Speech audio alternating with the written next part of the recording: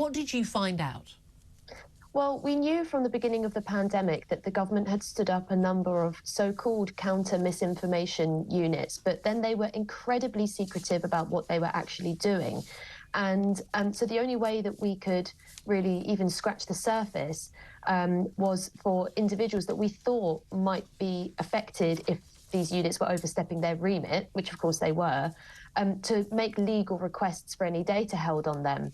So just to make it clear, before this, we had tried freedom of information requests, parliamentary questions that MPs had put down, and they were being completely opaque, which is very strange for policy units. So what we found from a number of people like yourself, I mean, they were obsessed with, you had more than anyone else, you had pages and pages of information about things that you were saying, you know, in a free press, questioning some of the major policies that upturned our lives and the country as we should in a democracy. But all of this was being monitored and recorded by these policy units. And it wasn't just yourself, it was a number of other high profile commentators and journalists. Yeah, Peter Hitchens was among them, but also, I mean, former Brexit Secretary, Tory MP David Davis, who we'll talk to later in the show. Yes, David Davis, Chris Green MP, Keir Starmer and Andy Burnham came up in some of these reports for having questioned local lockdowns and business support. So how outrageous for a politician to question these things. It's, you know, well, exactly. And in fact, even in one of the reports, I think there was a comment about Peter Hitchens was trying to influence the Commons vote. You know, so the idea that even expressing an opinion in a democracy could be subversive in some way because MPs might listen to it, which of course they did. One of the topics that they were really keen to monitor was the opposition to COVID passports, which, of course, Big Brother Watch really led the national campaign on.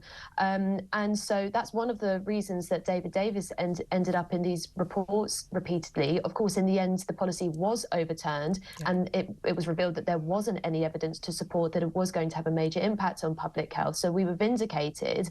But what's concerning about this is that also many of the people who turned up in these reports were subject to different types of censorship during the pandemic. So David Davis had a video in which he expressed opposition to COVID passports removed from YouTube, despite the fact that everything he said was accurate. Likewise, Professor Carl Hennigan, a world-leading expert who should have been listened to during this period, was suspended from Twitter before the public backlash. So, you know, we know that these units have a special relationship with the government. And we saw with the Twitter files, we've seen just how close, certainly with Twitter, that is. Look, you know, we remember, you know, when YouTube took down the talk radio, as it was then, site, 3 strikes and you're out. And again, all of those were interviews that I had done with, you know, medical professionals and scientists, perfectly reasonable conversations discussing, you know, various different COVID policies and the like, testing, COVID testing and things like that.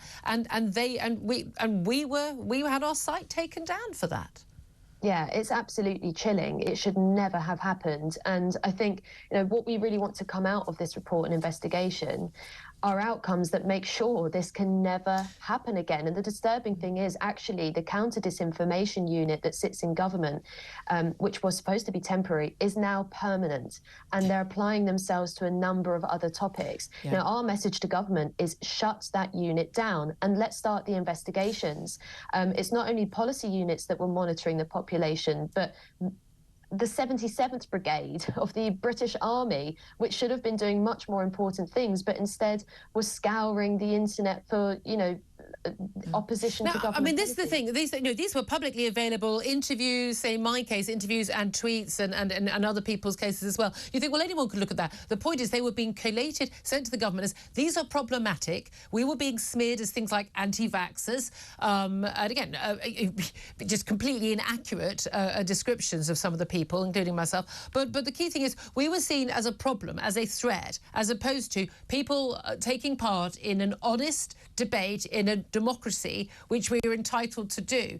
That tells us something. We just spoke earlier to Lord Kerslake, former head of the Civil Service. He said this happened. He said this is overreach and is unacceptable, and he would have raised questions if it had happened under his watch. Well, that's very welcome. And I think we need to have a lot more answers today coming from the government about exactly what the hell happened here.